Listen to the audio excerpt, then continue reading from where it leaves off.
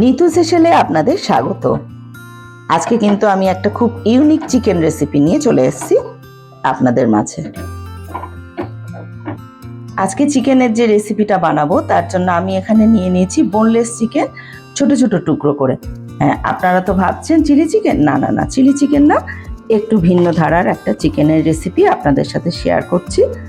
তার জন্য আমি নিয়ে নিচ্ছি এখানে কিছুটা পরিমাণ মাংস, আর তাতে ম্যারিনেশনের জন্য পরিমাণ মতো লবণ দিয়ে দিলাম, 1 চিমটি পরিমাণে হলুদ, ঝালটা আপনারা নিজেদের স্বাদ অনুযায়ী দেবেন। আমি 1/2 চামচ পরিমাণ লাল লঙ্কার পাউডার দিয়ে দিচ্ছি,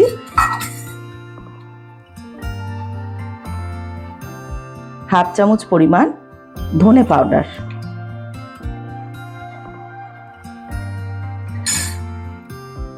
সেম চামচের 1/2 চামচ পরিমাণে জিরে পাউডার, আর তার সঙ্গে থাকবে কিছুটা পরিমাণে আদা রসুনের পেস্ট।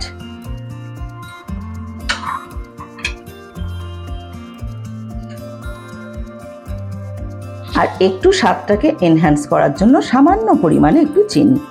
এবারে হাতের সাহায্যে খুব ভালো করে এগুলোকে মাখিয়ে নিতে হবে। মাখিয়ে 1/2 ঘন্টা মতো ম্যারিনেট করে রেখে দিলে পরে আরও একটু বেশি সময় রাখতে পারলে আরও ভালো।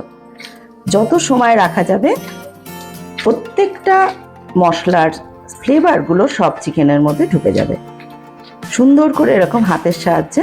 আর একটা কথা, চিকেনগুলো কিন্তু এরকম ড্রাইভাবে নিতে হবে, সুন্দরভাবে চিপে একদম কিন্তু জলটাকে বের করে দিতে হবে। দেখতে হবে যেন ময়েশ্চারটা একদমই না থাকে। এভাবে মাখিয়ে রেখে দিলাম। 1/2 ঘন্টা পর চলে এলাম। মাংস ম্যারিনেশন কিন্তু সুন্দর হয়ে গেছে। আমি এবারে তেল গরম করে রেখেছি আগের থেকেই, চিকেনের টুকরোগুলোকে ছেড়ে দেব। আর এখানে কিন্তু শ্যালো ফ্রাই করলে চলবে না, চিকেনের টুকরোগুলোকে এভাবেই ডিপ ফ্রাই করে নিতে হবে। কারণ এই ফ্রাই করার মধ্যেই কিন্তু আমরা অলরেডি চিকেনটাকে রেডি করে নেব, যাতে ভাজার সময়ই পুরো কুক হয়ে যায়, সিদ্ধটা হয়ে যায়। সেই জন্য কিন্তু সবসময়ই এটাকে ডিপ ফ্রাই করতে হবে।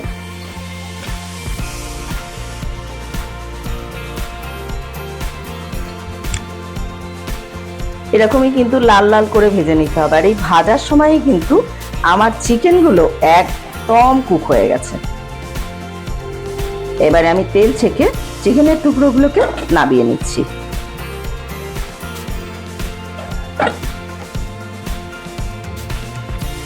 ঠিক এভাবেই কিন্তু চিকেনগুলোকে ফ্রাই করে নিতে হবে।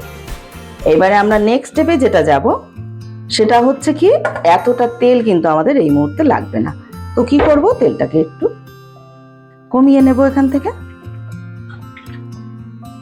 1 কাপ টক দই কিন্তু আমি সুন্দর করে ফেটিয়ে নিয়েছি, আগেই এই কাজটা করে রেখেছি। এখানে আমি দিয়ে দিলাম কিছুটা পরিমাণে রসুন। এই রসুনটা কিন্তু আপনারা চাইলে কুচি করেও দিতে পারেন। আমার কুচি করতে একটু ঝামেলা মনে হয় বলে আমি জাস্ট একটু ক্রাশ করে দিই, একটুখানি থেতো করে দিই। আর এই রসুনটা আমার কিন্তু ভাজা হচ্ছে। রসুন ভাজার মধ্যে দিয়ে দেবো 1/2 চামচ পরিমাণ,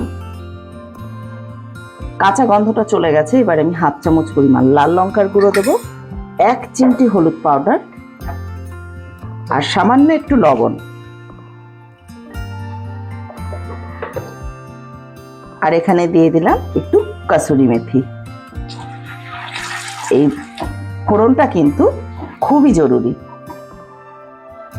অলরেডি কিন্তু খুব সুন্দর একটা স্মেল বেরোচ্ছে।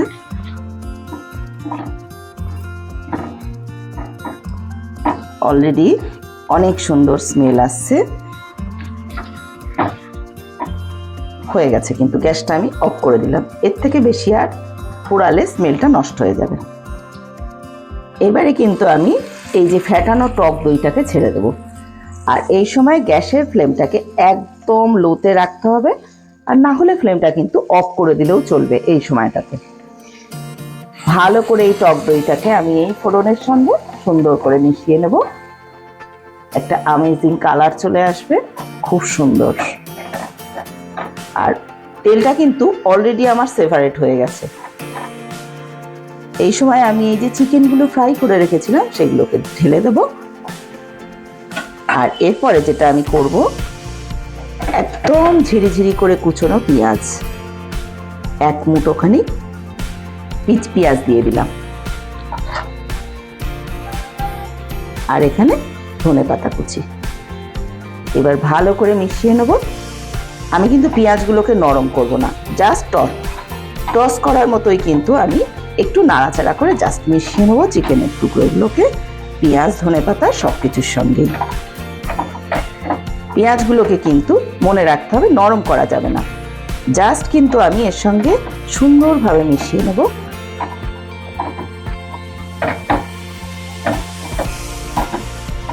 বাস এরকমই থাকবে।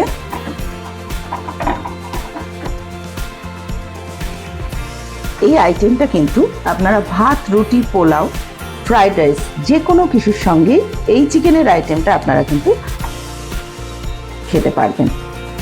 এবং আমাকে অবশ্যই জানাবেন এরকম একটা নতুন রেসিপি আপনাদের কেমন লাগলো।